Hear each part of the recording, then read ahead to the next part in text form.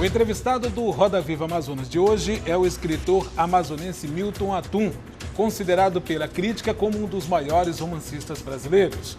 Milton veio a Manaus para lançar seu mais novo livro, Um Solitário à Espreita, uma coletânea de crônicas e textos publicados em jornais e revistas.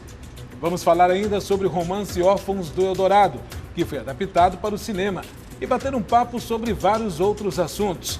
Não saia daí, o Roda Viva Amazonas está começando agora.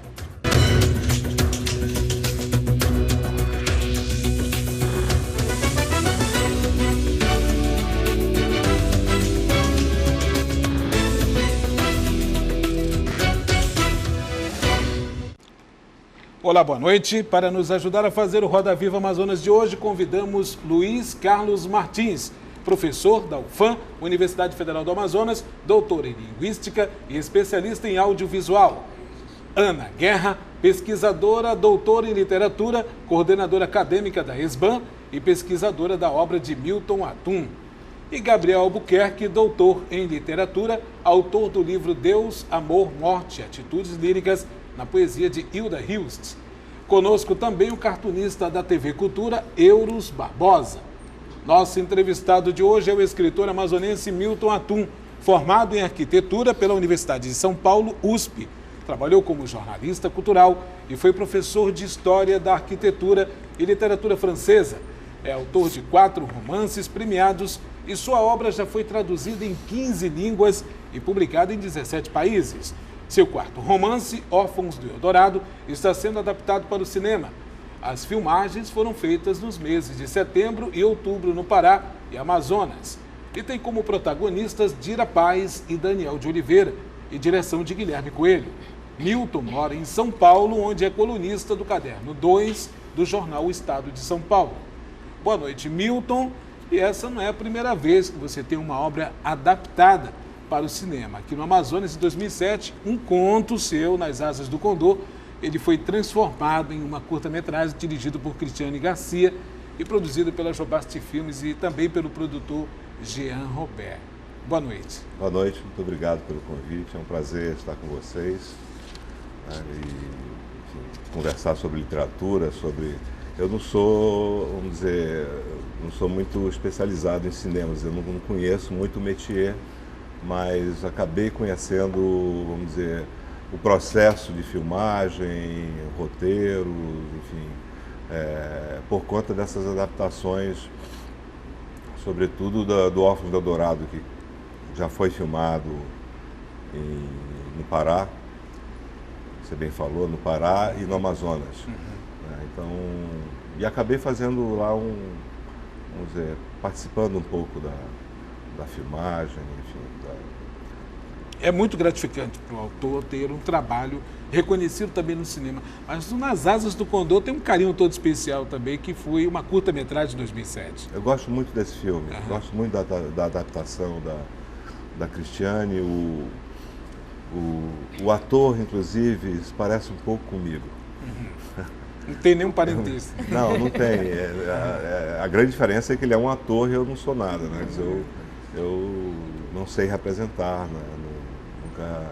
Nunca trabalhei como ator, a não ser uma vez na França. Eu fiz uma ponta lá de um filme e não sei, eu acho que eu me dei mal.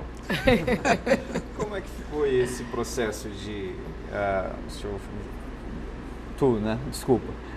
veres a tua obra adaptada para o cinema Nas Asas do Condor e agora no Órfãos e Relato de um Certo Oriente também, eu já ouvi falar que vai ser adaptado. Como é que foi a sua interferência nesse processo? Então, eu não interferi no roteiro, quer dizer, o Dois Irmãos está na Globo, né? Quer dizer, o Luiz Fernando Carvalho, que é diretor de Lavoura Arcaica, que é um grande filme, quer dizer, um grande filme sobre um grande livro, um grande romance brasileiro do Raduan Nassar.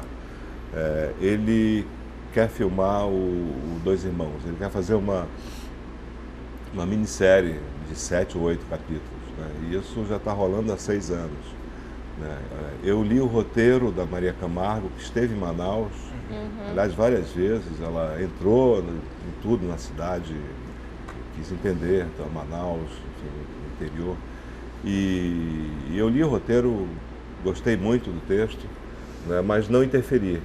E também, como não interferi também nem no roteiro do Marcelo Gomes, que vai adaptar o Relato de um Certo Oriente.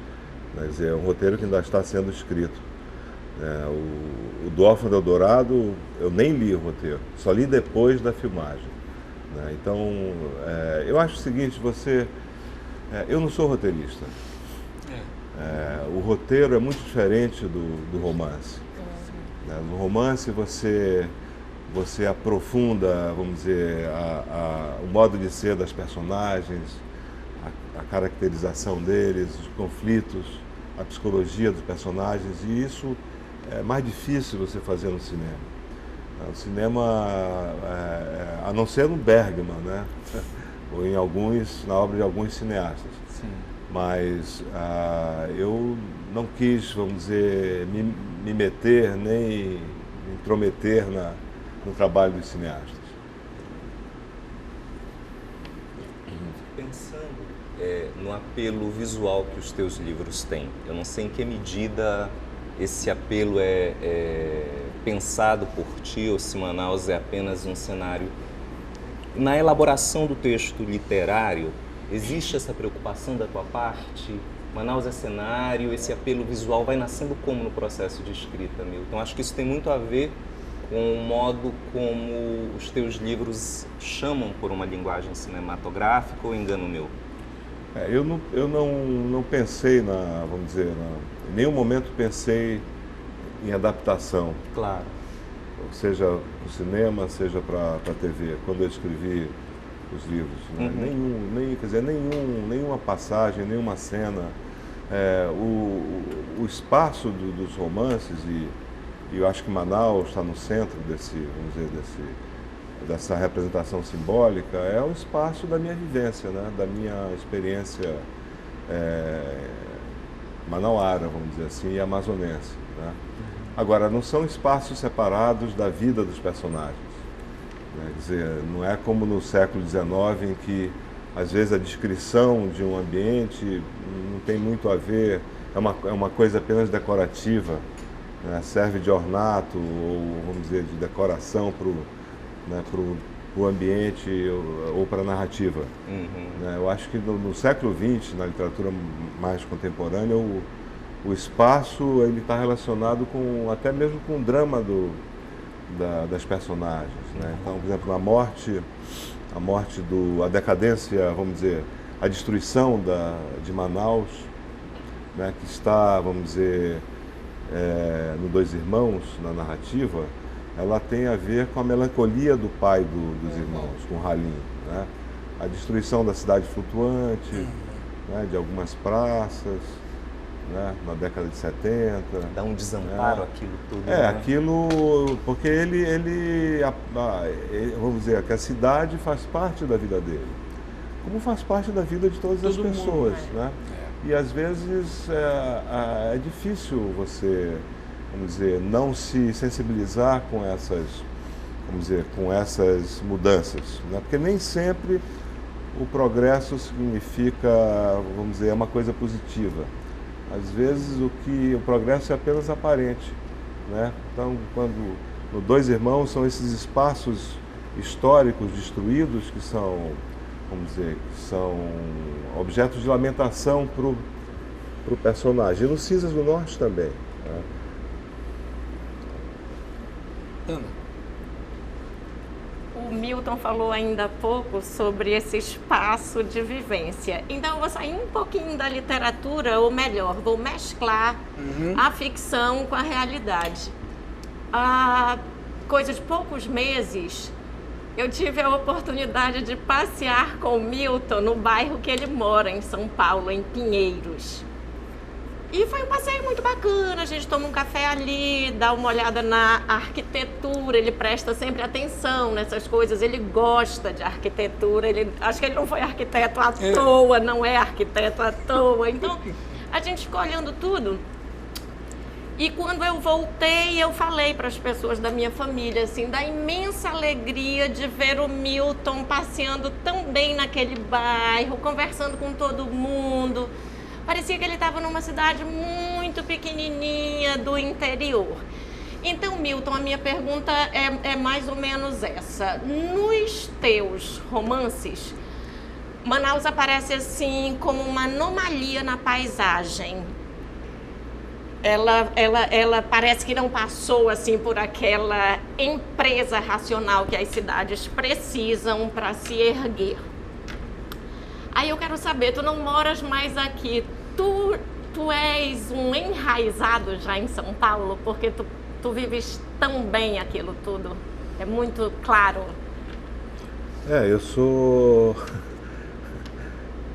como diz o Guimarães Rosa, eu até citei isso na epígrafe do Cines do Norte. Né? Tem duas frases belíssimas do Grande Sertão Veredas, em que o Riobaldo diz: eu sou de onde eu nasci, eu sou de outros lugares. Né? Então, você não é apenas de um lugar, né? Você pode pertencer a outros lugares. Né? Eu estava conversando com o Jackson, eu dizia que as minhas duas cidades são Manaus e São Paulo. Porque eu passei minha infância, minha juventude em Manaus, depois voltei em 84 para cá, fiquei mais de 14 anos. Mas eu morei toda a década de 70 em São Paulo e estou há 14 anos lá. Então são 24 anos de vida paulistana, vamos dizer assim, é muito tempo, é uma vida. E São Paulo é uma cidade que de fato me é familiar. Quer dizer, eu conheço mais ou menos, vamos dizer assim, não conheço toda a cidade porque ninguém conhece São Paulo. Impossível. Como ninguém conhece a Amazônia. Eu conheço a Amazônia, é mentira. Não tem condições. Você conhece um rio, vamos dizer assim, ou dois rios, ou um trecho, né? Então, é impossível conhecer São Paulo, mas eu sinto São Paulo dentro de mim. Né? Eu tenho uma vivência da cidade, quer dizer, já escrevi várias crônicas que estão neste livro, são muitas crônicas, entre Manaus, São Paulo e um pouco da Europa, e Brasília. Né? Quer dizer, as cidades onde eu morei, né? Onde eu morei. Agora, você evocou o passeio lá por Pinheiros e você percebeu que mesmo em São Paulo, que é uma cidade cheia de problemas, nós andamos por calçadas sombreadas, né? Isso. Há árvores em São Paulo, por incrível que pareça. Há muitos parques em São Paulo. As pessoas pensam São Paulo uma cidade muito desumana. É impressionante a quantidade de parques e jardins em São Paulo. Claro, uma cidade que tem muitos problemas. Então, mas andar numa calçada eu já acho que a mídia já faz uma conspiração para, não sei, porque São Paulo é uma cidade realmente agradável. Eu já vi umas reportagens, inclusive suas em jornais impressos, apresentando São Paulo, o centro de São Paulo, que tem locais muito agradáveis. Né? Mas eu quero estender aqui a pergunta da Ana: por que São Paulo? Né? Por que então, São Paulo? Eu cheguei um momento na minha vida em que, isso foi em 98, eu tinha que sair para terminar meu doutorado. Todos são doutores, né? A universidade, você tem que fazer uma carreira, né? Não faz sentido você não ser um pesquisador, né? Todos os professores aqui publicam textos, pesquisam. Artigos. Né? Então, eu saí para fazer meu doutorado, mas eu tinha um outro dilema na minha vida, que era ou ser professor ou ser escritor. E a arquitetura, como é que fica nisso? A arquitetura ficou lá atrás. A arquitetura eu cortei já no começo da década de 80. Né? Eu guilhotinei, assim, tirei da minha vida o trabalho de arquiteto, não, vamos dizer, minha visão sobre a cidade, sobre o urbanismo, enfim. E eu tinha que optar, eu tinha publicado apenas o Relato de um Certo Oriente, em 89, e estava encalacrado, não conseguia escrever meu segundo romance. E eu decidi, então, sair da universidade, deixar um emprego estável, num país não muito estável, O Brasil não é um país estável. E me dediquei ao Dois Irmãos durante alguns anos. E por que são inconciliáveis, assim, na tua perspectiva, Milton, essa carreira de professor e de escritor? Assim? Era inconciliável para mim, para outros é conciliável. Eu não conseguia, vamos dizer, ler, pesquisar, dar aulas e participar da burocracia da universidade, porque a universidade... A burocracia pesa, né? Reuniões, atas, né? Gestão. Você tem que ser chefe de apartamento, depois tem.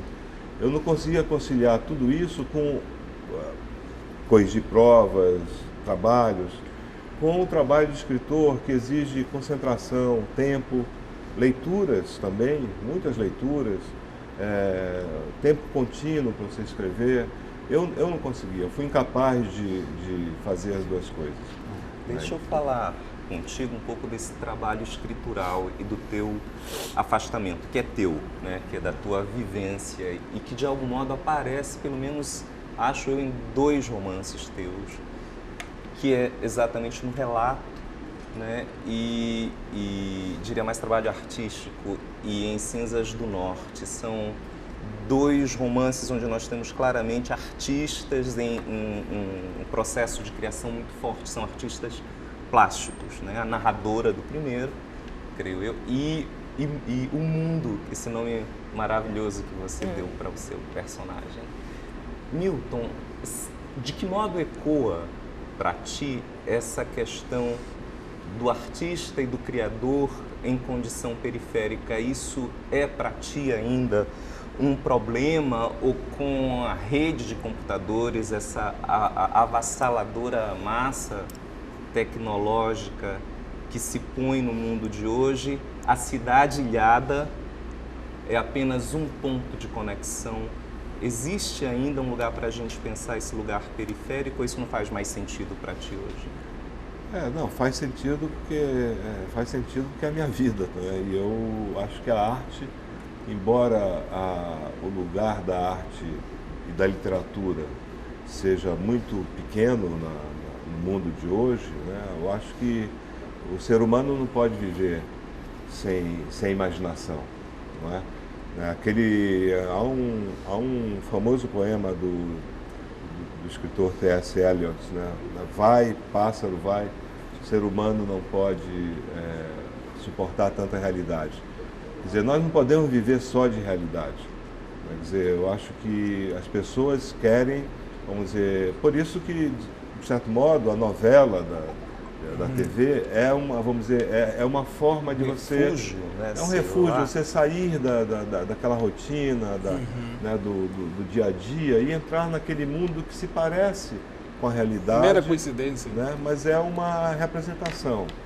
Agora, o espaço da literatura, ele ficou cada vez mais reduzido. Como é que o Milton Atum enxerga todo esse cenário dessa globalização, dessa, digamos assim, dessa massa que está conectada aos iPads, aos smartphones, que é uma realidade que não volta mais isso, hein, Milton?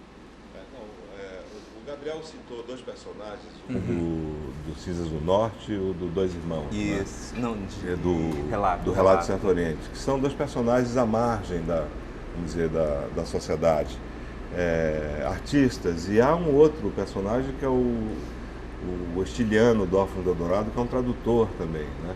Quer dizer, são personagens que estão um pouco deslocados socialmente, né? Porque se você pensar direito, quer dizer, o que é a literatura? Para que ela serve? Ela não tem uma utilidade prática. Ela é um alimento espiritual. A literatura, para muitas pessoas, é o que a religião é para outras pessoas. Né? Quer dizer, ela tem, vamos dizer, um valor de conhecimento, né? Um valor espiritual, de conhecimento, de autoconhecimento também, de conhecimento do mundo, que você não tem na sociedade, em outras manifestações.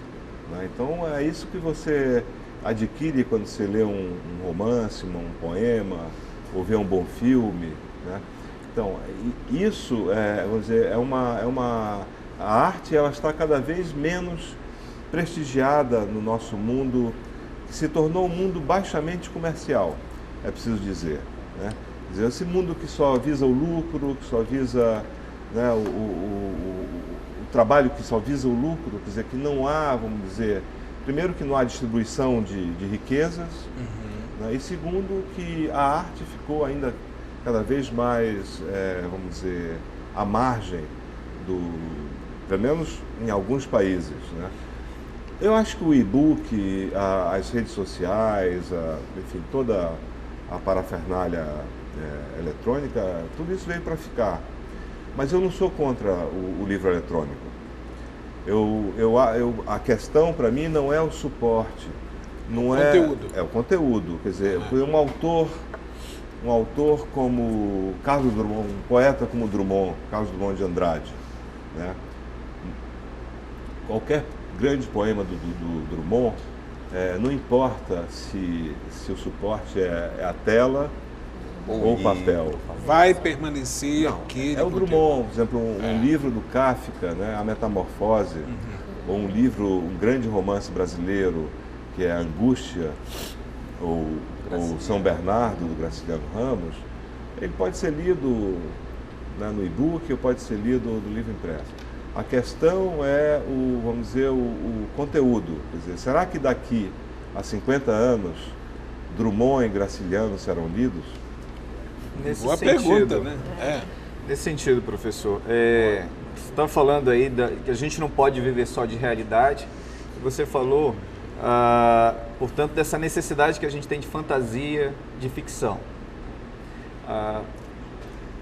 Quando sua obra é vista no cinema, né? Enquanto a literatura ela permite uma reflexão sobre a linguagem, né, dentro dela mesmo, o cinema procura mostrar mais ações. Né? Essa necessidade de literatura, e hoje quando a gente tem as redes sociais, esses elementos todos da internet, em que o indivíduo constrói uma ficção sobre si mesmo e vive essa ficção, né, dentro dessas redes. Existe alguma especificidade da literatura, o que a gente está perdendo também em relação ao cinema, por exemplo, esse predomínio do audiovisual e desse universo da internet? Essa necessidade de literatura hoje, né, em relação a essas outras possibilidades de ficção. A internet, para mim, ainda é uma ficção.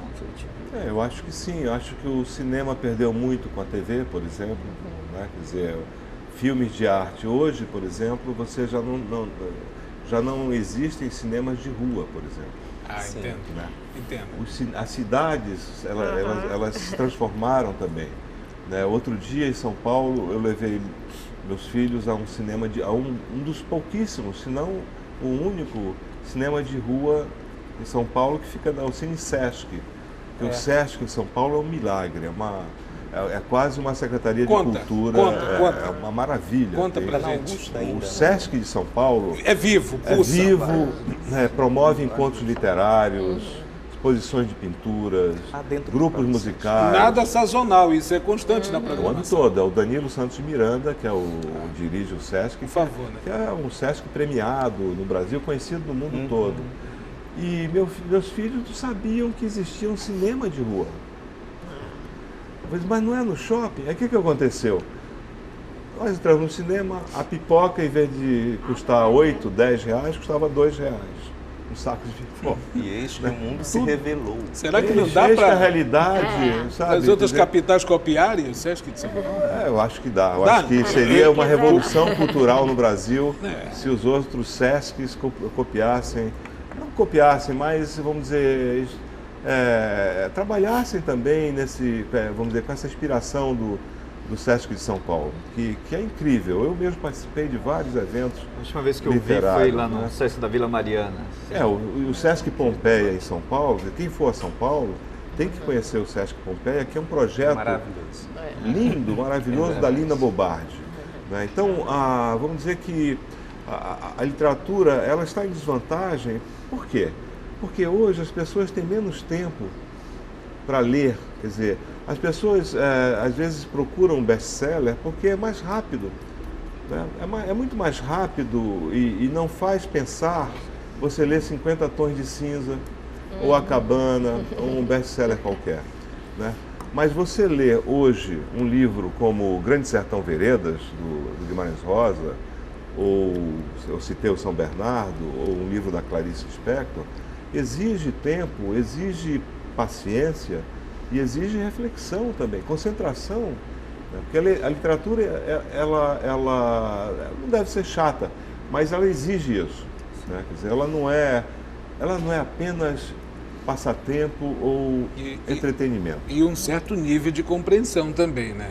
Pois é. Vale ressaltar isso. Claro, a compreensão que passa pela reflexão, pela linguagem. Certo. Né? Porque você não escreve um romance em meses, você, às vezes demora anos para... eu, por exemplo, o Cinzas do Norte é um romance que eu demorei 5 anos para escrever. E o primeiro esboço foi feito em Madrid em 1980, 20 anos antes, quando eu morava na Espanha. Então o tempo da literatura é um tempo longo, né? Quer dizer, você escreve, reescreve, e isso não sei se hoje... Mas eu acho que há leitores em todos os lugares, sempre haverá leitores. Eu queria só voltar à questão do cinema, lá do Sesc e tudo mais, aqui deixa muito a desejar. Nós não temos mais cinemas fora dos shoppings. Não. E no interior do Amazonas, salvo minha memória, só há 2 cinemas, um em Itacoatiara e outro em Parintins. E Itacoatiara, uma família, né, tradicional lá dos Dibes, dos Barbosas, Sim. que recuperaram lá o cinema, um cinema que tem mais de 40 anos. Nossa. Quer dizer, Vamos então, fazer um brinde a essa tem família, que fazer um né? brinde, né, pelo resgate. Mas o cinema nacional em si, voltando ao assunto, só um pouquinho do cinema, ele vive um momento hoje ímpar, importante, mas também porque teve esse apelo que nós colocamos aqui, comercial, né? Porém, nem tudo está perdido. Nós temos aí o Milton Atum, que também já temos uma obra dele, que deve estrear nos próximos dias. E isso faz com que nós pensemos o seguinte: nem tudo está perdido nesse ponto, porque o cinema vive um momento, o cinema nacional vive um momento, isso é indiscutível. Tem bilheterias que passam de 2 milhões, né, de espectadores dos cinemas. Porém, o apelo é nada mais, nada menos que comercial. Há vários... você falou, acho que eu concordo, porque é um momento, desde o Central do Brasil, há uns, sei lá, 10, 15 anos para cá, o cinema brasileiro, a qualidade do cinema brasileiro aumentou muito. Então, hoje há grandes cineastas, na faixa dos 50 anos, 40, 50, a escola do Recife, cineastas de Pernambuco, né, o Marcelo Gomes, o Heitor Dália, o Sérgio Machado, da Bahia, Cláudio Assis ainda. Cláudio Assis. Ainda tem o Paula Ribeiro. Mendonça aqui. Mendonça, o próprio Luiz Fernando Paula Ribeiro, lá da Bahia também.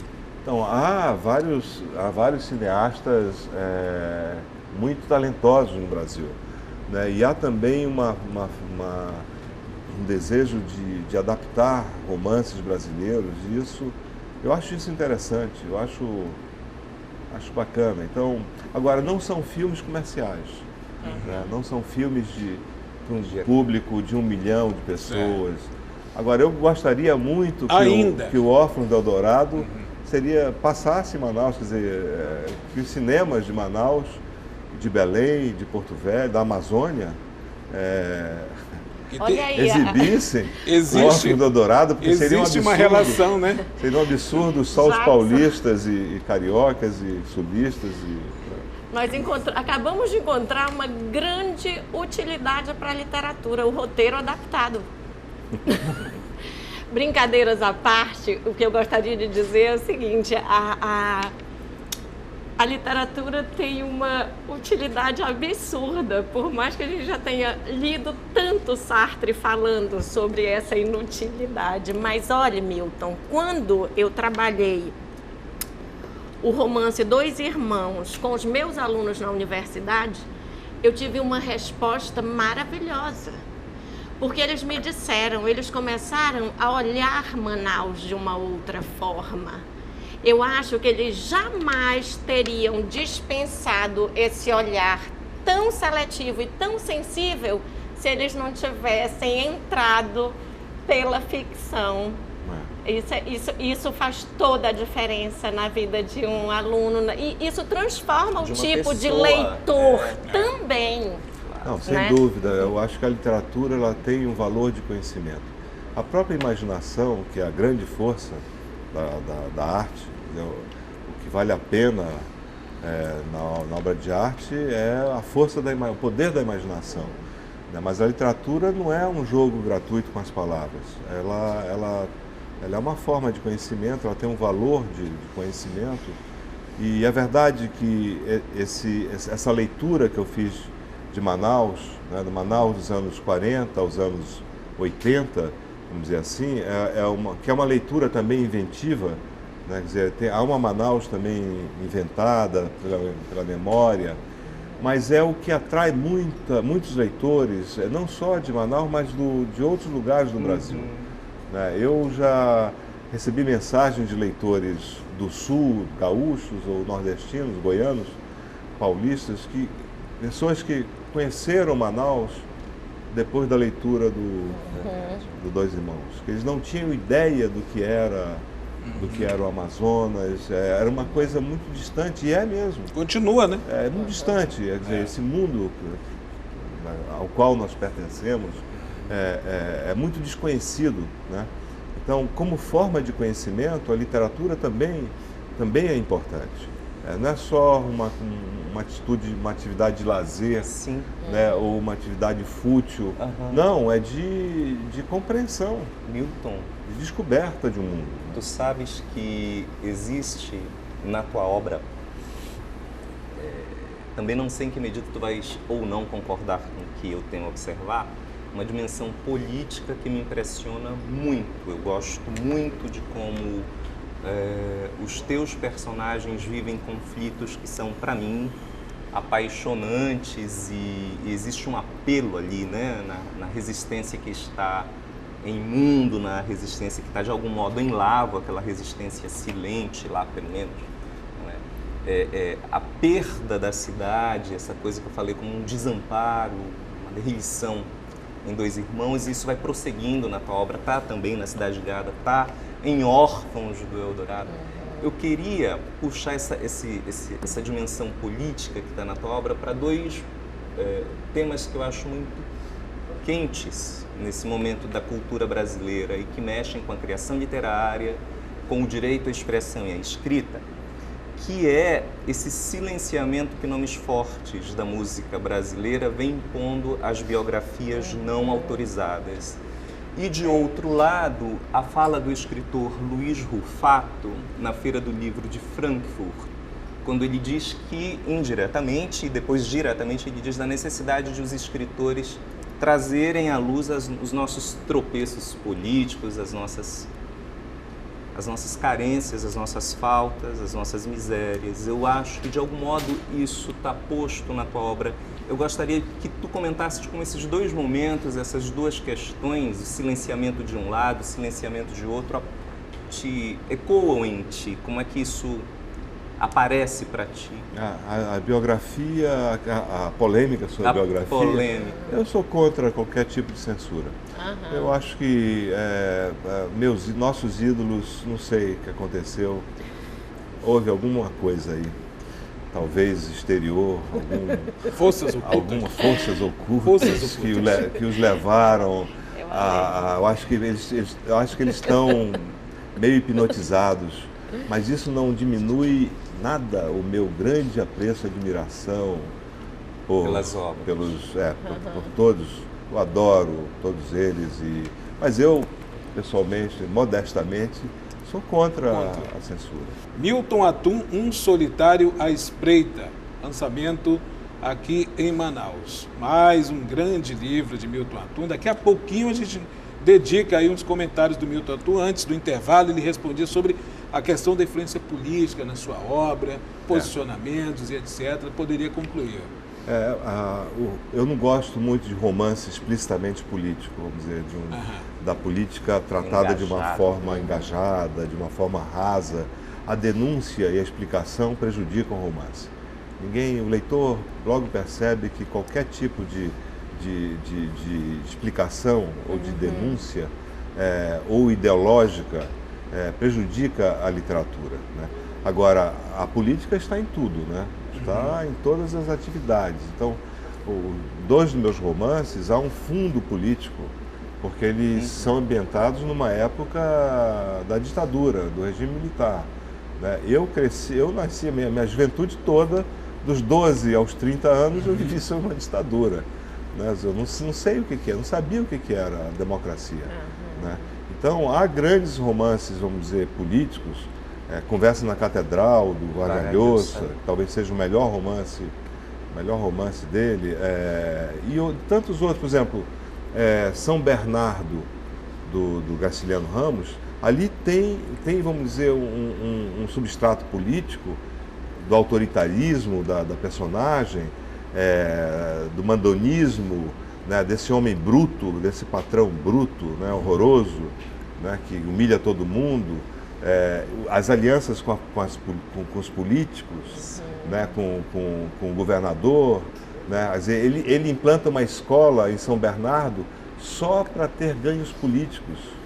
Ele não está interessado na educação, né, como muitos políticos não estão interessados na educação. E ele, o personagem, também não está. Quer dizer, a escola é apenas um trampolim para ele conseguir outras vantagens para a fazenda dele. Certo. Então, a política, ela existe, mas ela tem que ser tratada sutil, de uma forma estética também. Certo. Né? Agora, só voltando ao lançamento do livro, né? O Milton Antunes está lançando esse livro aqui, pedi o corte aí, 24 anos, 250 mil exemplares já foram vendidos das obras de Milton Antunes. Isso credencia como ser um dos grandes romancistas brasileiros, que é para você ser autor e admirado por essas pessoas. Que quem adquire um livro como esse, ele admira, gosta do livro, segue os exemplos, né? Os outros temas também vão ser adquiridos, mas em 24 anos, 250 mil exemplares, significa o que para você isso? Eu esperava ter meia dúzia de leitores. Meu pessimismo, porque é difícil. Né? Você sabe que isso me impressionou, o Dois Irmãos, que é uma peste, né? Ele é o meu livro mais lido de longe, né? Dois Irmãos e os Cinzas do Norte. Eu não esperava isso. Agora, eu acho que foi o trabalho dos professores. Quem se interessou pelos meus livros, até mesmo antes do público, o leitor, vamos dizer, mais abrangente, foi o professor, né? Foi o corpo docente, vamos dizer, não só das universidades, mas também das escolas, do ensino fundamental, enfim, do antigo colegial. E os livros são muito trabalhados nas escolas. Eu já fui talvez a centenas de escolas, não diria dezenas. Muitas. Em São Paulo, e já nem posso mais ir a tantas escolas, porque não dá tempo, né? E eles trabalham com os vestibulares também, que você sabe, eu fico contente. Eu fico contente porque é chato você escrever e não ser lido. Eu acho que, vamos dizer, o número grande de leitores não é salvação. Não significa que é um livro de qualidade, né? Quer dizer, um livro que vende muito, ao contrário. Geralmente um best-seller é muito ruim. Pois é, né? É muito ruim, mas não é um best-seller. Você bem falou, são 24 anos. Pois é, tem uma trajetória. É uma vida toda trabalho. Que houve, vamos dizer, uma leitura que foi crescente, né? E que hoje atingiu um público razoável. Quer dizer, para o padrão brasileiro, é um público enorme. Um público enorme. Eu queria voltar para algumas questões relacionadas a essa. Assim. Existe, obviamente, na nossa mentalidade, que eu diria, de colonizado, uma rejeição grande pelo país e me parece que nós, do Norte, Manaus, nos alimentamos e retroalimentamos isso também, essa rejeição da cidade. Eu ouvi uma coisa há algumas semanas que me tocou e me fez pensar nessa minha relação com Manaus. Uma psicanalista, ela diz: amar é querer ser amado. E aí a gente vê Manaus que expulsa artistas, que expulsa intelectuais, e a gente vê você que consegue esse lugar de destaque na literatura brasileira. Como é que o amazonense galga esse lugar? Como é que um escritor manauara, amazonense, que está aqui, consegue construir? E relacionado a essa questão política também, né? Como é que a gente pensa essa relação da possibilidade mesmo da produção cultural e dessa relação com uma identidade aqui, né? E buscar meios de expressão que não fiquem também restritos a uma livraria aqui, uma publicação aqui, mas que ganhe essa repercussão. Que conselhos você daria para os iniciantes e para aqueles que estão tentando furar a barreira do isolamento? Por favor, Milton, conceda-nos. Eu sou um péssimo conselheiro, assim, eu não sou exatamente um conselheiro, mas eu posso dar o exemplo. Vamos dizer, eu fui aluno, o Gabriel, o Luiz Carlos, a Ana conhecem o professor Davi, um grande crítico brasileiro, Davi Arrigucci Júnior. Eu fui aluno dele, aluno especial, porque eu estudava arquitetura e fugia nas aulas de hidráulica, de cálculo integral, né, de estrutura, eu fugia da FAO e ia assistir às aulas do Davi. E ele me deu uma lista dos grandes livros que nós pedimos, né? Quais livros a gente deveria ler? Nós, jovens de 20 anos, 22 anos, que gostaríamos de escrever e tal. E ele fez uma lista, e essa lista é formada de clássicos. Dostoiévski, Chekhov, Conrad, Faulkner, Jorge Luiz Borges, os brasileiros, grandes escritores brasileiros, Clarice Lispector, Guimarães Rosa, né? E, enfim, os franceses, Flaubert, Stendhal. Ele disse: leiam esses livros, Conrad, vocês têm que ler esses livros, que era uma biblioteca muito seleta de uns 60 livros, de 60 clássicos. E eu comecei a ler, eu levei a sério, isso foi em 74, 5, sei lá, e comecei a ler esses livros, mas ler com, vamos dizer, com paixão, ler com... Me entreguei a isso. Você demorou muito tempo fazendo a leitura? Muito tempo, eu li, tanto que para publicar o meu primeiro romance, eu levei ao todo 7 anos. Eu terminei em Manaus, o Relato de um Certo Oriente, em 86, 87, e só saiu... Em 89. Em 89, ele ficou 2 anos na gaveta, parado. Quando você descobriu que estava pronto, assim, o livro? Eu descobri que estava pronto depois de umas 10 versões. Assim. Eu Os outros também passam por isso, assim? Então, não sei. Esse é o meu método. Mas foi no braço. Os outros livros. Os outros foram piores. Você descobre que coisa agora dá para publicar. 2 Irmãos, eu escrevi umas 16 versões. Então, isso uma ex-aluna nossa, a Maria da Luz. Sim, é verdade. Aluna da Universidade Federal, que fez mestrado e doutorado na USP. Ela fez um trabalho de genética do texto. É verdade. Que é uma coisa complicada. Eu falei: Maria Luiz, isso é maluquice, como é que você vai estudar cada manuscrito? Mas eu acho que para o jovem corajoso hoje é aquele que começa a ler O Grande Sertão Veredas e vai até o fim. Outro dia em Curitiba, um jovem de 20 anos disse: eu acabei de ler O Grande Sertão, eu queria conversar com você. Eu disse: você leu mesmo? Eu disse: li. Aí eu fiz 3 ou 4 perguntas estratégicas para ver se era verdade. Aí disse: você gostou do Zé Bebelo, da questão política, né? Eu disse: não, eu gostei. Aí ele falou do romance. Passou no teste. Disse: não, ele leu mesmo. Passou. Ele leu mesmo. Então, agora, você tem que fugir da lista dos best-sellers da revista, de uma ou outra revista. Né? Tem que fugir da lista dos best-sellers. não serve para nada. Aquilo é thriller, é livro de ação, é livro de moda, que está na moda, né? E se entregar para a leitura dos clássicos, né? Dos grandes livros, dos autores que eu mencionei. Agora, o que faz de um autor de Manaus, ou Belém, ou Goiânia, ou fora de Rio São Paulo, ser lido, ser publicado? A linguagem. A linguagem, o texto. Esse é o segredo. Hã? Esse seria o segredo? O único segredo para você ser publicado por uma boa editora é você escrever um texto que interesse, vamos dizer, convidativo e tal. Que tem a questão. Agora, a questão do leitor, ela tem a ver com as políticas educacionais. Só haverá um público leitor no Brasil quando a escola pública for de qualidade. Tem que gravar essa frase do Milton. Milton Manaus vai sediar uma feira agora, nos próximos dias, que vai trazer grandes nomes aí, pelo menos de mídia.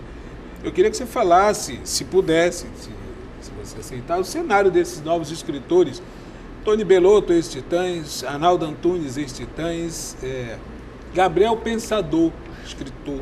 Uma análise assim, bem sutil. Acho que no Brasil há uma tradição muito forte de músicos, compositores que escrevem.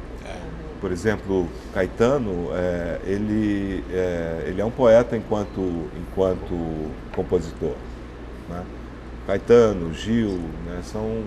São, vamos dizer, músicos ligados à poesia. Então, eu acho que é uma tradição. Esses músicos que você mencionou, eu acho que, vamos dizer, eles fazem parte dessa tradição.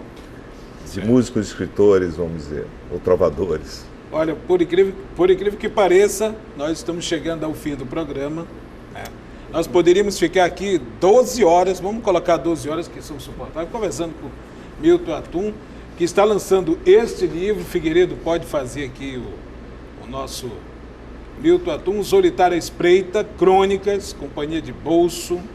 Em 30 segundos, tu pode explicar por que está nesse formato aqui de bolso. 30 segundos, você tem 30 segundos. 30 segundos. Bom, primeiro eu quero agradecer mais uma vez a presença dos meus quem amigos. É o solitário, a espreita.